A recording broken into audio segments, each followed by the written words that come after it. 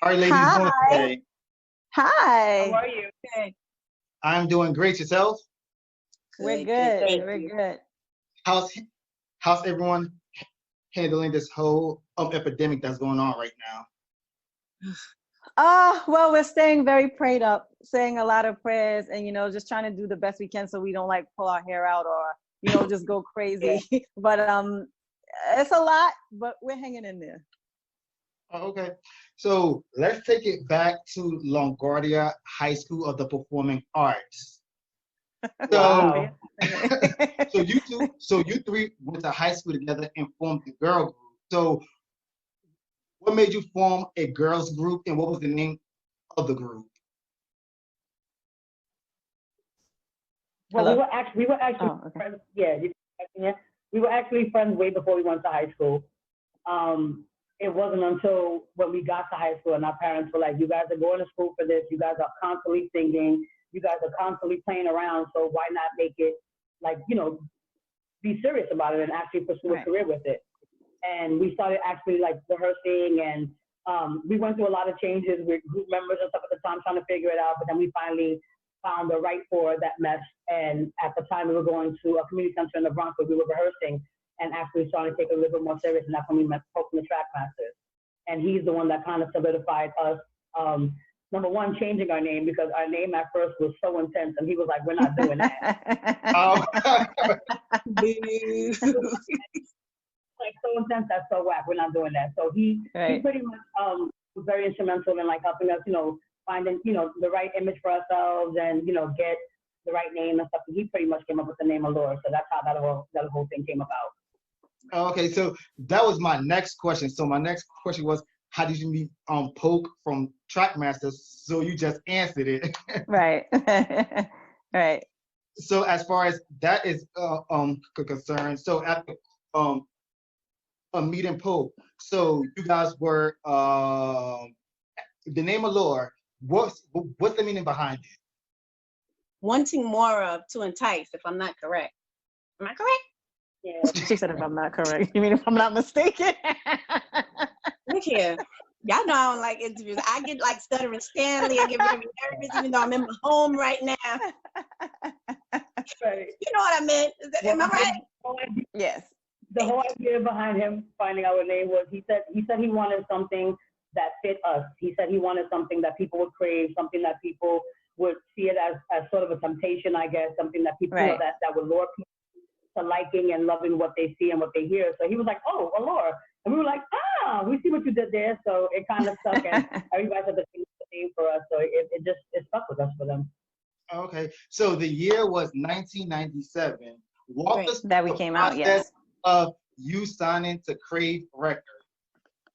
Well, actually, we had started recording our album way before we met Mariah. Actually, a lot of people don't know, but at first we were signed to LaFace. Right. And that Yeah. whole thing didn't really work out the way it was supposed to. So we were still finishing up our album, and she happened to be in the studio at the same time while they were mixing one of our songs. I believe it was The Story. And she wanted to know, like, who are those girls? Who am I hearing? And Poke was like, "Oh, this is our girls group, Allure, blah, blah, blah." And from there, she was like, "Well, I want to meet them." So we sang for her and Tommy Mottola. And here we Okay. are with Crave, and that's how it all came about. Right. So what song did you guys perform that blew them away? Oh, we did tonight. Tonight Oh, by yeah. Escape. Yeah. Oh, wow. Uh-huh. So how nervous were you guys? Because this is Mariah Carey and Tommy Mottola. Mhm. So how nervous were you? Wow. Oh, She was Uh, I'm just an idol of ours already. So right.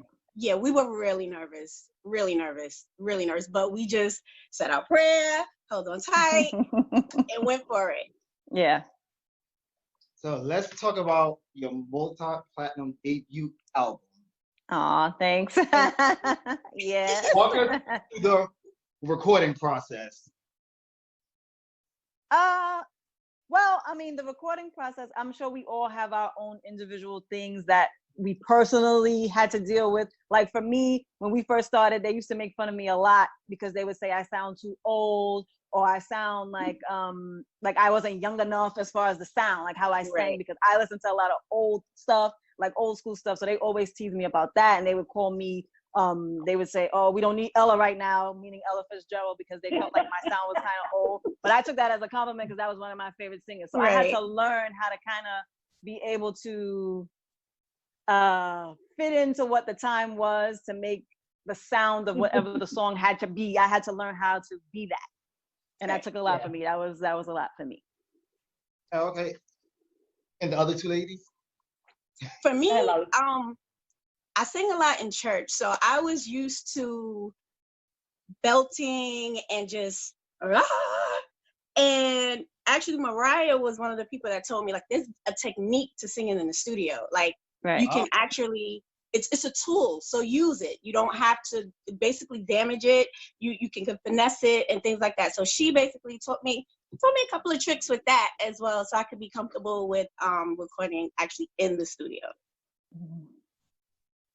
For me, the studio process kind of helped out with my shyness a little bit, because I'm still shy to this day. Like, I think we all get stage fright and stuff like that.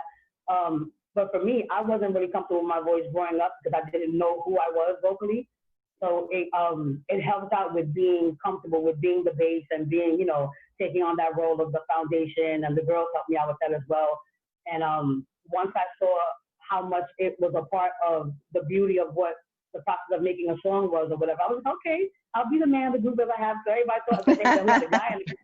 Yeah, it was funny. They were like, well, who's the guy singing? I'm like, that would be me. So, but it kind of gave me an appreciation because, like Alia said, we grew up on a lot of like old stuff, like the Temptations and stuff like that. So like Melvin Franklin was one of my favorite singers growing up, and I used to always say, like, I sound like this guy.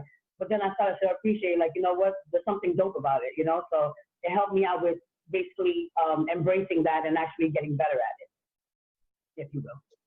So my favorite tracks off the album was Mama Said and Last Chance. So what was your favorite tracks and why? That's a hard one because it changes all the time. I think for me, because it challenged me vocally, The Story is my favorite song on the album.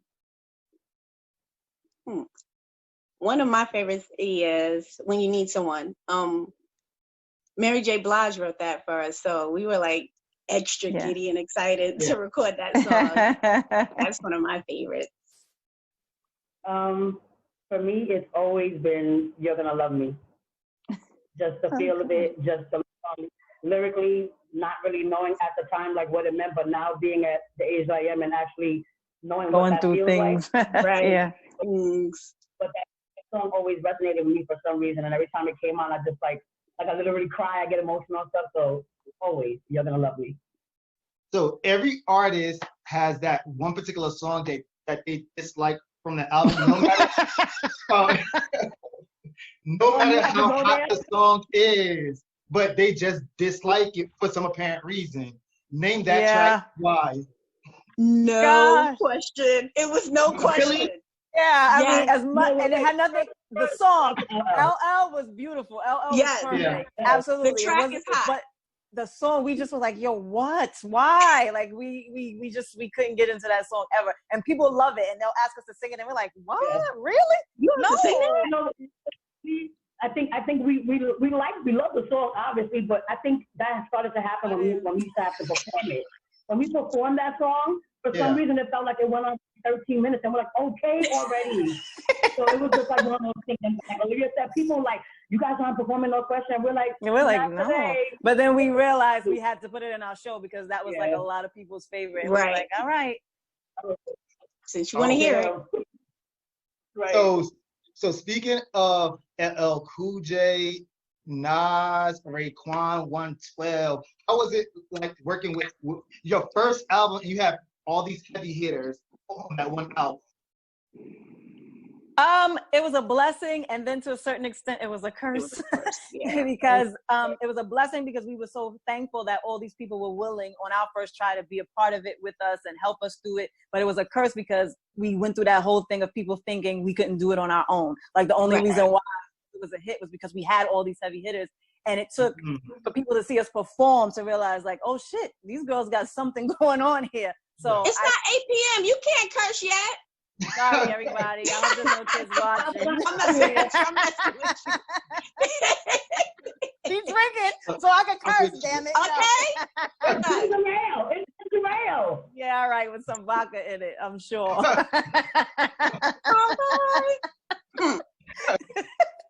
I know my sister. Cut it out. Ginger ale. Sorry, Joel. We're going to. Yeah, sorry about that. No, you are perfectly fine. Well, you did get proven wrong because on that album you can't skip a track. Oh, thank you. Yeah. I mean, we could, no question, but yeah. Please, I could. As the buyer, I couldn't skip a track. We appreciate you. Yeah. We appreciate you. So your sophomore album that came out under MCA Records. So did you guys part ways from Crave Records? What happened? Ooh.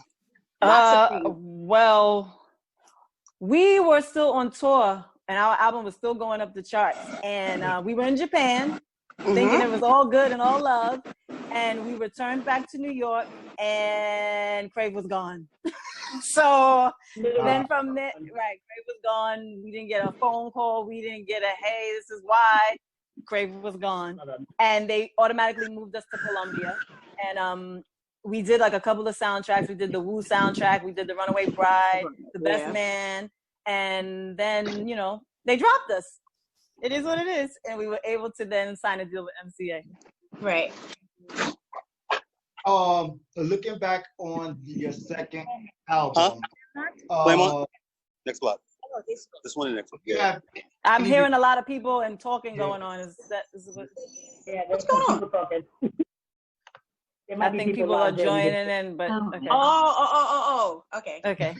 So as far as the second album, looking back, the promotion, what do you regret about it? That there was none. But wait, there was none. Okay, we got spoiled. The first album, we had the Dream Team, Trackmasters, Mariah, Violator, Street. It was crazy. Like we had flyers everywhere. We couldn't go anywhere without seeing Allure, something. So the second album, we kind of didn't it come after 2001, like 9/11. Also, it came out right after 9/11. So we kind of had like a gray cloud over it. Like no one was going. It was almost like coming out right now during the pandemic, but there was no internet. You had to actually go to the store. So it was like not Allure, not today. But at the same time, even with that, there was no promotion at all. There was no promotion at all. I'm sticking with my story. Yeah. So the lack of promotion, is that the reason why you guys signed on to Ron Artez for your junior album? Well, first, you know, with MCA, it was a situation where there was a lot of people that we didn't know that was involved. People was taking money we didn't know was gone. And it was like imaginary people, but we didn't have any names. We didn't know what. We just knew money was gone. And the song that we had out, Enjoy Yourself, we knew it could have been a smash if they would have known about it, because when we perform it to this day, people are like, oh that was y'all. So we're like, yeah, that was us. Nobody knew because they didn't tell you, but it's all good. But yeah, and then from there, we just had to take a little mental break because it was a lot for us, you know. Of course, we were going through the thing with the fourth member that was no longer there. Right. And, you know, we were trying to figure it out. We were depressed. Like, we just didn't know what we were going to do for the next step. And then that's how we met Ron.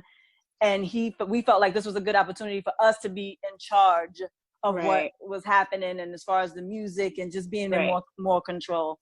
Right. And then we realized we still needed help, but it's okay. Goodbye. But Ron tried though. He did. Right. He tried. Yeah. Even when he got in trouble with the fight, he was like, "Go get the album. Go get the album." Yeah. Better promotion than MCA. Okay. Say that. So, you, like many other artists that paved the way for today's artists, the music industry has done you and several artists wrong. Looking back, do you think that you could have changed it? I don't think so. I think it was a learning process. I mean, yeah, it was a learning process, but as we can say that, yes, people in the music industry did us wrong and we have our stories, right. But we still had things we did wrong as well. Like we should have focused on and done a little better, not have been so naive, right. and, just trusting everybody. So it was a learning process for us in many ways. So even though we do like to say, yeah, the business did us wrong, but we do take responsibility for our part and also what happened to us. True.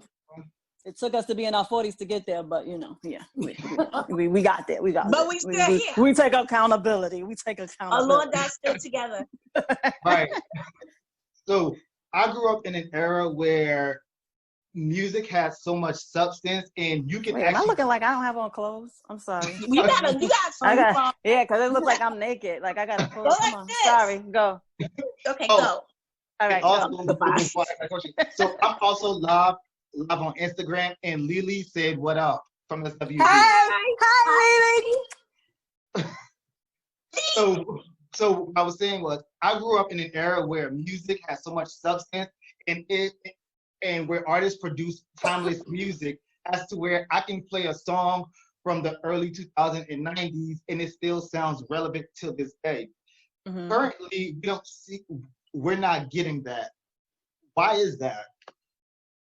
You're asking us why? I mean, what do you think artists lacks nowadays? I think nowadays we've fallen into this pit of this gimmick that we talked about years ago. We started seeing this pattern of a gimmick that started happening where people would just accept any kind of music, no matter what it looked like, sound like, whatever. Like you look at hip hop artists when you think about Grandmaster Caz, you think about Sugar Hill, you think about Eric B and Rakim, you think about Nas, Jay-Z, Biggie. Now everybody has something to offer. Right. Yeah, everybody has something to offer. But then now it's like, and again, it's not like I'm shaming anybody or whatever, but then you see people, these little yachties and these little Gottis and little bodies. I don't know, they all little, but they all look crazy. And they're not talking about nothing. They're not talking about anything. Like, it just sounds like this mumble rap stuff took over, and it just took away from the substance. But I feel like if artists like us and artists like the Nas's and everybody else, if we continue to keep on bringing music, we can at least try to keep the substance. But I think that people just fall for whatever. I think it goes along with this new generation that just, I don't know. We also lost that from the beginning, like from the 60s, even into the 90s and the 2000s. Labels actually cared about how your artists sound, what they look like. They put more into showing you artist development. Artist development, exactly. Now it's like you're on your own. So I could just put up my phone, I could put up my laptop, do a video with my boys in the back, and that's it. And it's no anything. So and then that's it. That's the process. So I just think it's just a different time, and we're trying to understand it ourselves. Like, that's a hard question for us to answer, but we're trying to understand what's happening in our own right, you know? And with that, I want to piggyback off of that. When you, that time was a different era, but even lately, there's been a shift in the atmosphere. So there's really no time to put out boogalum, boogalum, bang, bang, boogalum, boogalum, bang, bang. Like, it has to have content. Boogalum, boogalum. It's bang, bang. Those songs that are like hooky, like you say it enough that it's catchy, but now you have to be saying something because there's a movement, there's a shift in the atmosphere. Something is going on, so you're gonna have to bring some lyrical content. You're gonna have to bring something that's gonna sustain time, that's gonna mean something for. Stop laughing at me still. Yeah, we're still laughing at you. Sorry, but that was funny. Boogala, boogala, bang, bang. That's how we hear it. But anyway, so, but seriously, there's something going on, and you're gonna have to talk about where you stand. Like, you have to, you can't sit in the middle. You can't sit on the fence. You have to pick a side, and either you got to do something positive, or it's just gonna be boogala, boogala, bang, bang. Well, hopefully it's not boogala, boogala. Hopefully it's not right. Bang, bang. Coming from an era where they had artist development, and you had to work hard to get to where you're at. Nowadays, do you think that social media helps an artist, or it takes away from an artist's brand? Okay. Everybody knows I hate social media, so I'm just speaking from me. I feel like social media, it gave too many people the opportunity to, one, be bullies. And back in the day when you came out, if people didn't like you, they just didn't like you. But you didn't have to know. Everybody wasn't talking about it. You didn't have to read about it. If you had a big forehead like me, it was all good. You didn't have to hear about it on the internet because somebody wants to make fun of it. Or, you know, if you put out a song and everybody's critiquing it, but everybody has something negative to say about it. Right. It doesn't give you any type of mystery. Like, to me, artists had mystery before social media. You wanted to know about an artist because you didn't have that right at your hands, like to be able to know all you. So you really you wanted to see your artist. You wanted to know what was going on with your artist. You had to go to the concerts. You had to buy the CD and read, and you wanted the pictures on your wall. It's like today, nobody cares because everybody has access to you like nothing. You know, it's just not the same. So I hate social media personally. I think for what today's music is, I guess it does help them because it's all about streaming and, you know, how many songs was downloaded. I get it. But I think for true school artists, I don't think that it helps us too much. But we understand that we have to get with the times and try our best to use it, you know. Right. You kind of feel forced to share, even if you don't want to. Look at this one. Yeah. Good riddance. Not really. I think it's just a matter that people just post whatever. Like, people just literally can post buffoonery and post waking up and they're brushing their teeth and they fart, and it's like, oh, 25,000 likes, and all of a sudden you're a celebrity. That has nothing. Right, and then it confuses people, and then people with talent feel like, oh, I got a fart too. I got to to make ourselves be relevant. You know what I mean? So it kind of that's what I was about to say. If you don't post and you don't have content, then they're not interested. So that's kind of what I meant by you feel forced to share. But the difference between that and us is that if we are gonna post, we want to at least post something with substance, and we're like you see how we are now. Like, we'll post funny stuff, we'll post inspirational stuff, we'll post our music, but we're gonna post stuff that is gonna at least in some way, shape, or form at least try to be inspirational to somebody, even if it made you laugh. At least our job. But we're not gonna just post us walking in the street and then we're gonna push somebody in the fountain and go, haha, that was funny. We just got 32,000 likes over there, and now people love us. We don't care if you like us or you love us. We just want people to like what they like and not have to be like a shotgun, you know what I'm saying? Like a shotgun way to the industry or to the social media. It's whack. It's whack. Okay. So what's next for Allure? Boogin' on, bang, bang. I'm telling you. What y'all know about that? Hey, I'm sorry. Yeah, I'm sorry. No, you're good. It's a hit. I'm telling you. Okay. Right. So, okay. So that's what's next for you. So as far as no. with the whole no. The answer is silly. You're so silly. Man. You got to keep what I know. We're all over the place. That's just who we are. You're good. But no, we're still recording. We're still gonna put out new music. We always tell everybody we're gonna always continue to be who we are. So you're always gonna get music from Allure, whether you want it or not. And we have other things in the works. We are the type of people that we don't like to say everything until we have everything lined up. We learned that much. We did learn that much from dealing with what we've dealt with. But all we're going to say is look out for gag.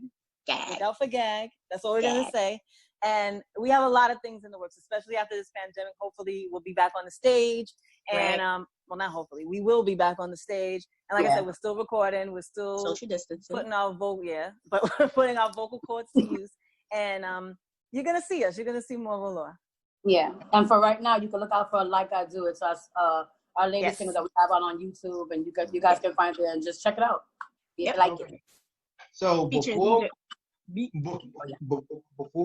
wrap up, I would like to give you guys the floor to say a last few words to your fans that's been with you since day one. Boogalum, bang, bang. I'm sorry, I couldn't. I had to. Well, one, we thank you.